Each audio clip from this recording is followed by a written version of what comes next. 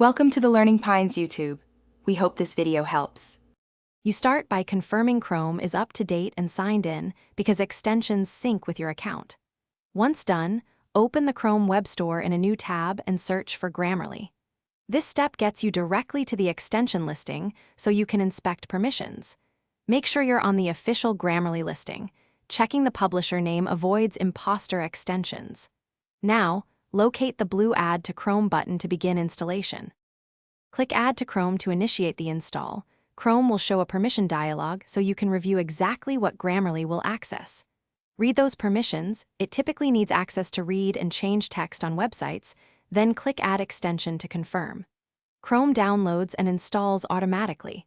Once complete, Grammarly's icon appears in the toolbar. If you want it pinned, click the puzzle piece icon and pin Grammarly for quick access. That gives you immediate toggles.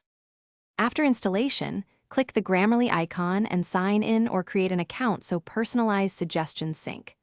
Once signed in, open any text field and email Compose or Google Doc to verify live corrections appear. If suggestions don't show, try refreshing the page or toggling the extension off and on.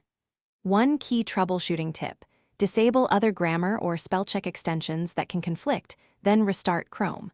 If problems persist, clear site data for that page and retry. That usually resolves stubborn issues. Thanks for watching. Consider subscribing if we helped you.